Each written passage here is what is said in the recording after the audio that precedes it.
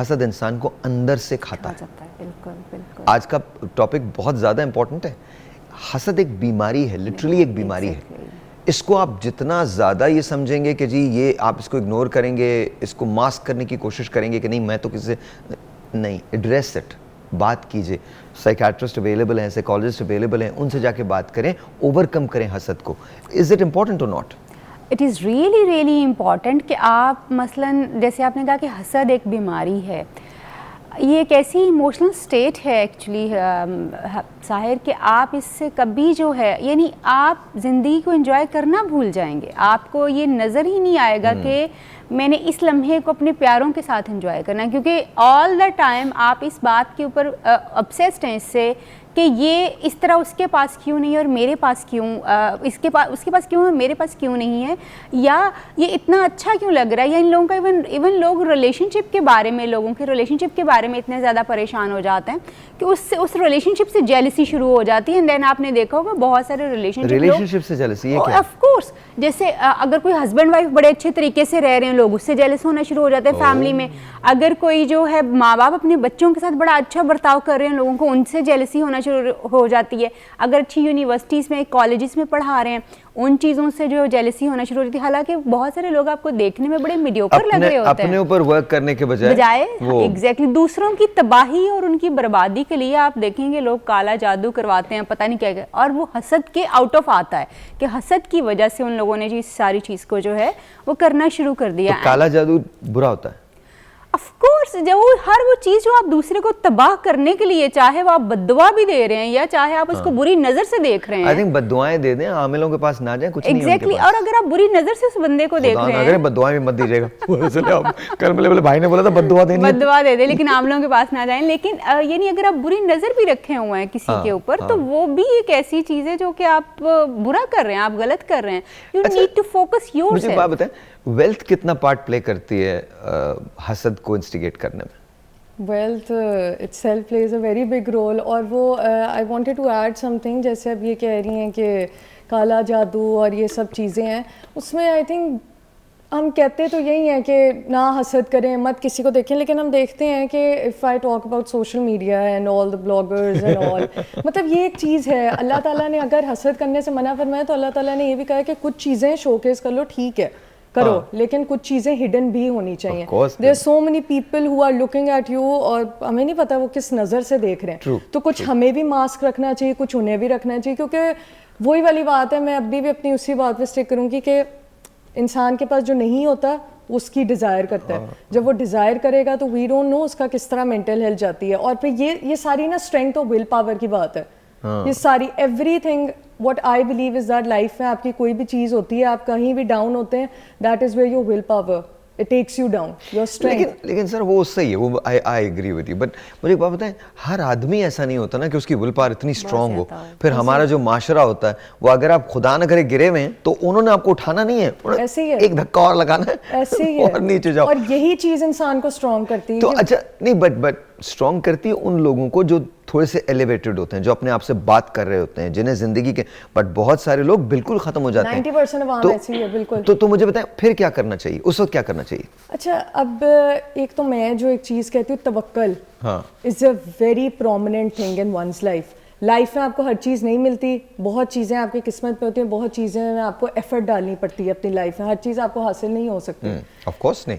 अब जब इस तरह की सिचुएशन होती है, you have to tell yourself, आपको ज़िंदगी में कोई नहीं उठाएगा, कोई नहीं आएगा आपको उठाने के लिए, आपने खुद अपने आप को उठाना होता है। अगर आप किसी की कोई चीज़ देख रहे हैं उसके पास है, तो ट्राई पुट इन एफर्ट, खुद करें, खुद वो चीज़ हासिल करें, और आप कर सकते हैं। अल्लाह ताला ने क्या फरमाया, साफ नीयत, hard work, you can definitely get to that point. और एक बात और बता दूं, अगर जिंदगी से कोई चीज़ आपके चली जाए या खो जाए, माली हो, इवन इमोशनल हो, कोई रिलेशनशिप खत्म हो जाए या कुछ और हो जाए, तो उसके लिए इतना सेंटी होने की ज़रूरत नहीं होती है। ज़िंदगी में अल्लाह में अगर आपका एक लॉस करता है तो वो आपको 10 लॉसेस से प्रिवेंट कर रहा होता है, और कोई बहुत अच्छी चीज़ आपके लिए उसने स्टोर कर रखी होती है। जैसे अभी सारा कह रही थी कि आपको ना तवक्कल करना चाहिए, अगर आप वो नहीं करेंगे तो फिर प्रॉब्लम होती है। मैंने ज़िंदगी में बहुत सारी ऐसी चीज़ें की हैं, चले मैं एक जिससे हम रिलेट कर सकते हैं मैं वो बात कर लेता हूँ। फ़र्ज़ करें कि मुझे अपनी कोई चीज़ बेचनी पड़ जाए जो मैंने बहुत शौक़ से ख़रीदी हो, लेकिन मैं उसे सेल करूं, चाहे उसका कोई भी रीज़न हो, बट मैं उसे सेल करूं।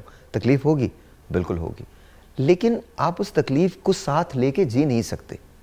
हमारे यहाँ क्या होता है, हमारे यहाँ प्रॉब्लम ये है कि हम ये तो मान लेते हैं कि हम इंसान हैं, लेकिन अपने आप को इंसान होने का ज़रा सा भी क्रेडिट नहीं देते, ज़रा सा भी नहीं देते। मैं मैमूना से बात करूंगा। सबसे पहले Maimoona is joining us from Karachi. अस्सलाम वालेकुम मैमूना, कैसी हैं आप? वालेकुम अस्सलाम। कैसी हैं? अल्हम्दुलिल्लाह। ये मुझे बताइए, हसद क्या होता है? हसद बेसिकली साहिर इसके जैसे कि आपके पास कोई चीज़ मौजूद नहीं है और उसकी आपको ख्वाहिश है, हाँ, सो आप जब वो किसी और के पास देखते हैं, सो यू फील लाइक कि आपके पास भी ये चीज़ होनी चाहिए। ओके, उसकी वजह से आप दूसरे बंदे को रिसेंट करते हैं।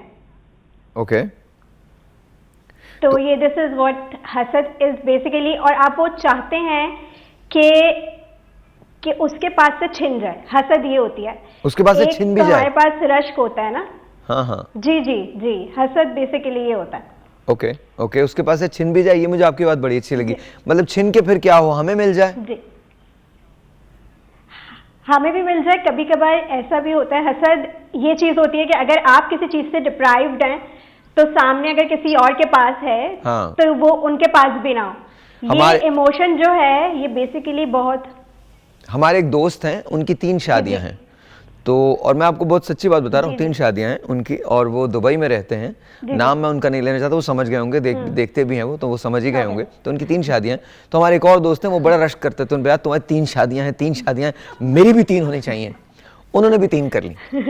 उसके बाद मैं आपको सच बता रहा हूँ, उन्होंने तो भी। उसके बाद उन्होंने एक दिन उनको फोन किया और कहा तुमने मुझे पहले ये सब क्यों नहीं बताया? उसने कहा मैं कुछ कह ही नहीं रहा था तुम्हें, तुम कह रहे थे कि तुमको मिल जाए, तुमको मिल गई। तो अल्लाह मियां ने जो आपके लिए रखा होता है, आई थिंक, अच्छा, इट गोज बोथ वेज। ये सिर्फ मर्दों के लिए नहीं है। देखिए, हम तो वो एक मैरिटल जोक्स तो हम कर लेते हैं, but it goes both ways. शादी 2 तरफा एक अमल होता है, जिसके अंदर औरत भी उतनी इन्वॉल्व है जितना मर्द इन्वॉल्व है, तो वो तकलीफ का बाइस दोनों के लिए हो सकती है। बट कमिंग बैक, इन्होंने कहा जी छिन जाए, ये रवैया क्यों छिन जाए? चलो उसके पास ना रहे, लेकिन उससे छिन के मुझे मिल जाए, ये क्या है? बेसिकली एक्चुअली आपकी फीलिंग ऑफ इनएडिक्वेसी होती है ना, उस फीलिंग ऑफ इनएडिक्वेसी की वजह से, या जो आपके पास चीज़ मौजूद नहीं है, हाँ। उसकी वजह से आप ये चाहते हैं। वो इमोशन इतना ज़्यादा नेगेटिव होता है कि जब आप किसी और के पास उस चीज़ को देखते हैं, तो जो हसद की मैं बात कर रही हूँ, वो आप चाहते हैं कि उसके पास भी मौजूद ना रहे, क्योंकि वो आपको इतना नेगेटिव फील करवा रही होती है, या आपको आपकी डेप्रिवेशन का एहसास दिलाती रहती है।